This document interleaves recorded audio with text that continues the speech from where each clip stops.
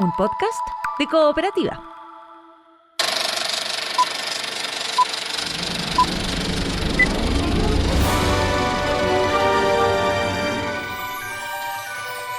Hola, ¿cómo están? Soy Joel Poblete y este es Estrenos y Razones, el podcast que te cuenta por qué ver y por qué no ver alguna de las películas que están dentro de la cartelera nacional. Esta es una presentación de cooperativapodcast.cl.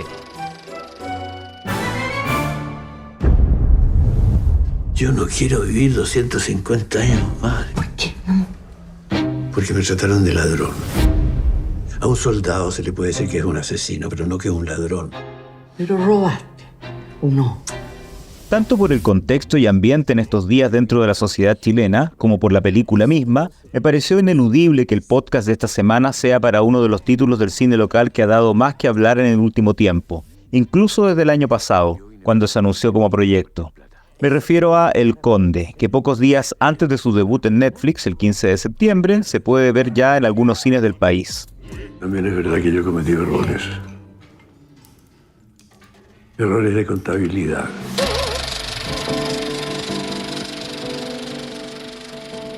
Una primera razón para verla apenas se pueda es justamente porque ha dado mucho que hablar, pero además porque ha estado teniendo una recepción en promedio positiva, a partir de su premier mundial como parte de la competencia oficial del Festival de Venecia, un espacio donde su director Pablo Larraín ya ha mostrado por primera vez otros títulos suyos, desde films totalmente chilenos como Postmortem a sus dos incursiones más internacionales, Jackie y Spencer. Y como mencioné antes, la acogida de la crítica internacional ha sido buena, tal vez no extraordinaria o rotundamente entusiasta, pero sí generando notoriamente más unanimidad que la obtenida en 2019 por el anterior largometraje chileno de Larraín, Emma, también estrenado en la competencia del certamen italiano. Si bien hay críticos que no han quedado totalmente convencidos o entusiasmados con El Conde, los expertos de medios como The Hollywood Reporter y Variety, o diarios como los españoles El País y El Mundo, han destacado distintos aspectos del film. Y hay que consignar que incluso quienes no fueron tan positivos le reconocieron logros y aciertos, con lo que el balance es mucho mejor de lo que más de alguien temía. Y como su premier en Venecia fue justo una semana antes de debutar en cines por estos lados y 2 semanas antes de su estreno en Netflix, los comentarios de la crítica están muy frescos y vigentes, lo que le da más inmediatez al hecho de verla.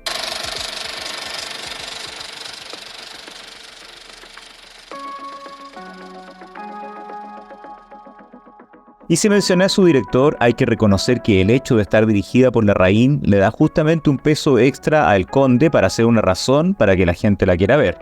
A nivel internacional, a lo largo de más de una década, tanto él como su productora Fábula han conseguido un notorio reconocimiento en el circuito cinéfilo y de festivales. Y aunque en Chile sus trabajos y él mismo generan en los espectadores, la opinión pública y las redes sociales distintas reacciones a favor o en contra, incluso aunque a menudo opina gente que ni siquiera ha visto sus films, no se puede negar que ha estado desarrollando una carrera cada vez más destacada y mejor posicionada, ya sea como productor de títulos tan importantes como el primer largometraje ganador del Oscar de nuestro país, Una mujer fantástica de Sebastián Lelio, o con sus propias realizaciones, en especial con aquellas más internacionales y que están ambientadas más allá de nuestras fronteras, como fueron Jackie y Spencer, ambas con nominaciones al Oscar incluidas.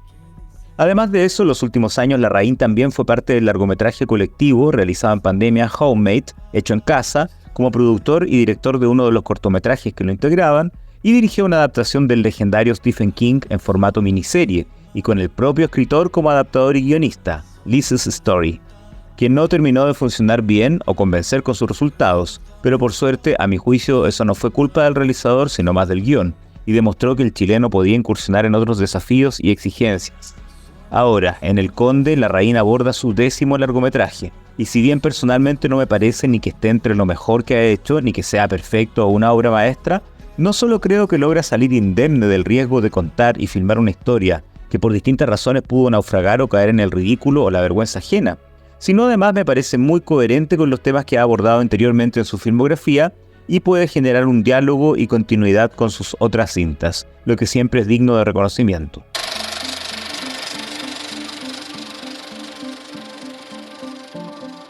Y a propósito de lo que decía recién, el tema que aborda la película y el tono elegido son elementos que sin duda se convierten en razones importantes para ver El Conde. e incluso para muchos y muchas es lo que llama más la atención del proyecto, desde que el año pasado se supo que sería lo nuevo de Larraín.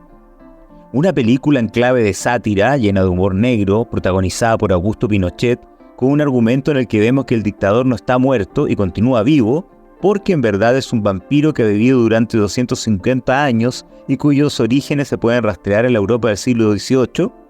considerando los crispadas que han estado las cosas en los últimos años en Chile, y especialmente en el último tiempo, abordar una trama como esta era un riesgo no menor, que podría dividir las opiniones, y así ha sido incluso desde antes del estreno del film, cuando aparecieron sus primeras imágenes y tráiler.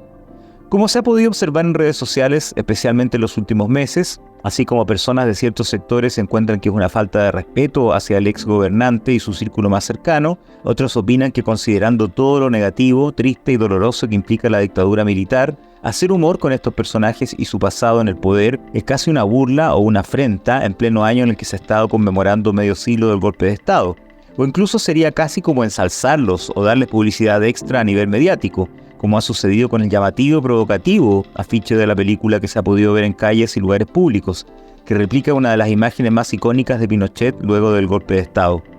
Todo esto es delicado y complejo, y analizarlo con calma y detención excedería el espacio de este podcast. Pero por mi parte, hablando ya más en términos cinematográficos, tras ver la película puedo decir que la manera en que maneja estos temas es mucho más equilibrada de lo que se podía esperar o temer. Aunque por supuesto que de todos modos dividirá al público entre quienes encuentren que el resultado funciona y quienes la consideren fallida. Bueno, no es novedad tampoco porque suele ocurrir, como decía antes, con Pablo Larraín, que su cine se ama o se odia. Hay muy poca posibilidad de términos medios o gama de grises en su filmografía.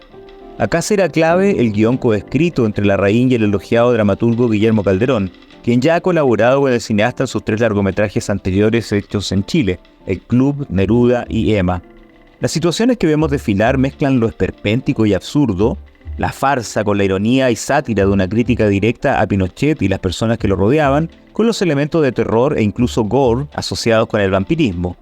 Es interesante cómo durante años nos acostumbramos a que Pinochet era abordado en el audiovisual chileno más a partir del documental, y en el último tiempo ha sido una figura recurrente en la ficción, como se puede ver en esta película, o prácticamente en los mismos días y semanas, con el estreno de la serie Los 1000 días de Allende, donde Daniel Alcaíno encarna al dictador. Definitivamente el tono y lo que se cuenta no será del gusto de todos los espectadores y espectadoras, pero es innegable que está muy en sintonía con lo que ha estado filmando antes Larraín, no solo porque, como en Tony Manero, Postmortem o No, nuevamente se conecta temáticamente con la dictadura, sino además por inspirarse en figuras reales y una forma de abordarlas desde una perspectiva distinta a lo habitual. En el cine chileno vimos cómo filmó la autopsia de Allende en Postmortem, las personas involucradas en el proceso de la campaña para el plebiscito de 1988 en No, o a un Neruda más terrenal y ambivalente en Neruda, justamente, menos perfecto de lo que dictaba la tradición. Y en el cine internacional, ¿para qué decir? Retrató a Jacqueline Kennedy y a Diana de Gales con una óptica que no pasó desapercibida. Pero aunque el humor se ha hecho presente antes en medio de realidades muy sombrías o complejas, especialmente en No y Neruda, Larraín nunca se había decantado de manera tan directa por la sátira y la farsa, lo que sin duda genera un interés aún más especial en este proyecto.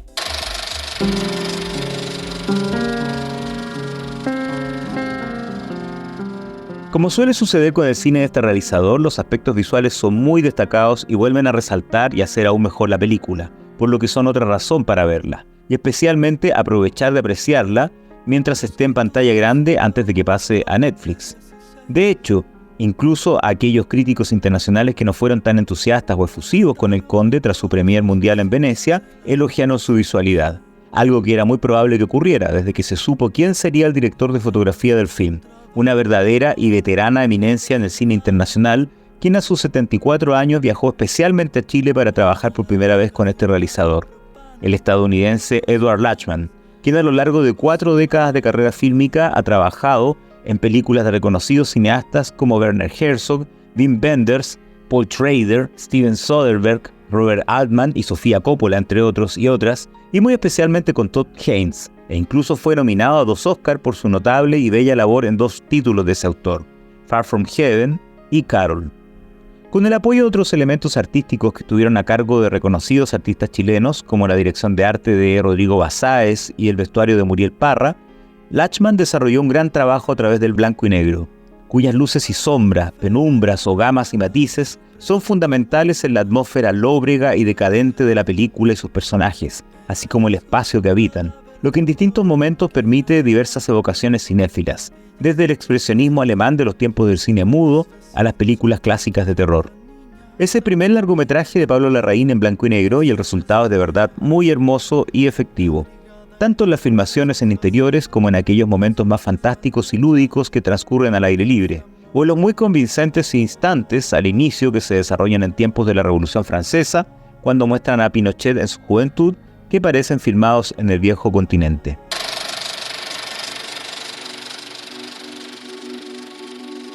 Aunque generen divisiones, un aspecto de las películas de Pablo Larraín que se ha ido convirtiendo en parte de su sello son los atractivos elencos que convoca, tanto sus producciones locales como en las que ha filmado internacionalmente como Jackie y Spencer, que culminaron con nominaciones al Oscar para sus actrices protagonistas. Y lo mejor de todo es que no es solo la capacidad de reunir actores y actrices de reconocido prestigio, sino además que ofrezcan sólidas y convincentes interpretaciones, al margen del resultado general de su respectivo largometraje. El Conde no es la excepción, y justamente uno de los elementos que mejor funciona son las actuaciones. Partiendo por el gran Jaime Badel encarnando al protagonista, es una interpretación divertida, llena de matices y que causa risa y transmite humor al mismo tiempo que advertimos lo siniestro del personaje.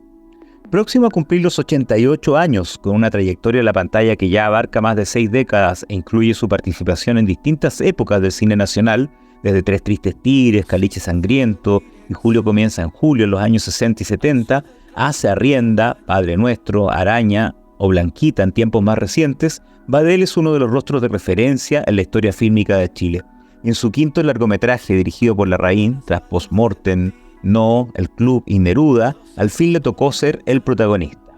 A su lado, otra veterana intérprete y una de las mejores actrices chilenas, Gloria Menchmeyer, trabajando por primera vez con este cineasta, nos hace reír como la esposa del dictador vampiro y de paso tuvo el gusto de regresar a presentar una película en la competencia del Festival de Venecia, 3 décadas después de ganar ahí una histórica Copa Volpi como mejor actriz por La Luna en el Espejo. No solo fue la primera chilena en obtener este premio, hasta ahora la única, sino además la primera latinoamericana en recibir este trofeo. Paula Lutzinger se luce también como esa joven monja exorcista, mezcla de rigor y sensualidad, y con ese look que, tal como ha destacado la crítica internacional, efectivamente recuerda a la protagonista de un clásico mudo, La Pasión de Juana de Arco de Carl Dreyer. En roles más secundarios, pero que también tienen oportunidad de lucimiento, figuran otros intérpretes que ya han aparecido antes en la filmografía de Larraín, o incluso son casi ineludibles en su cine, como Alfredo Castro, y también en los roles de los codiciosos hijos de Pinochet, Amparo Noguera, Antonia Segers, Marcial Tagle y Diego Muñoz, además de Catalina Guerra, por primera vez ella en una película de este realizador.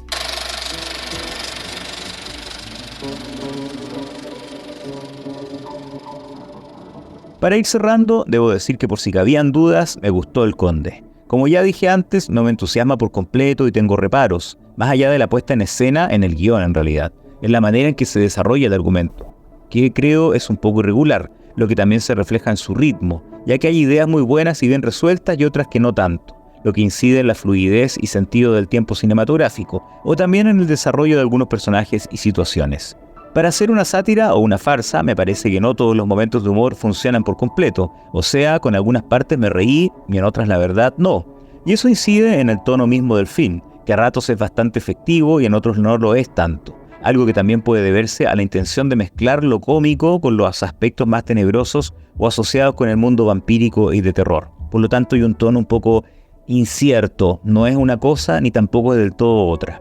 Pero al mismo tiempo creo que precisamente en estos días y semanas en que estamos conmemorando un hito histórico tan complejo como los 50 años del golpe, cuando la sociedad chilena parece estar tan polarizada y agobiada, un título como este también puede generar a su modo un cierto aporte, generando reflexiones y polémicas, o resonando y estimulando de diversas maneras. Pero no es un producto tibio o que deje indiferente a quien lo vea. Y en ese sentido está muy conectado con la trayectoria que ha estado desarrollando su director. Y como siempre digo, más aún en este caso, el veredicto final le corresponde a la audiencia.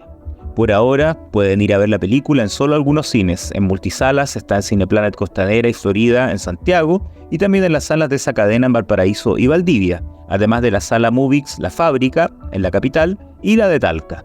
En salas independientes se está teniendo funciones en la Cineteca Nacional, Centro Arte Alameda, Cinearte Normandí, Sala K Universidad Mayor, El Biógrafo, y no solamente en Santiago, también Insomnia en Valparaíso, Cinearte de Viña del Mar y la Sala -1 en Puerto Varas. Como ya mencioné al inicio, desde el viernes 15 de septiembre estará disponible en Netflix, pero creo que vale la pena darle una oportunidad en pantalla grande. ¿Alguien se metió en su maleta? Trajo estacas y martillos de plata.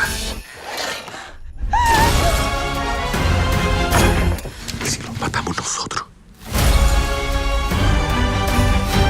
Vos vais a matar a 4 vampiros.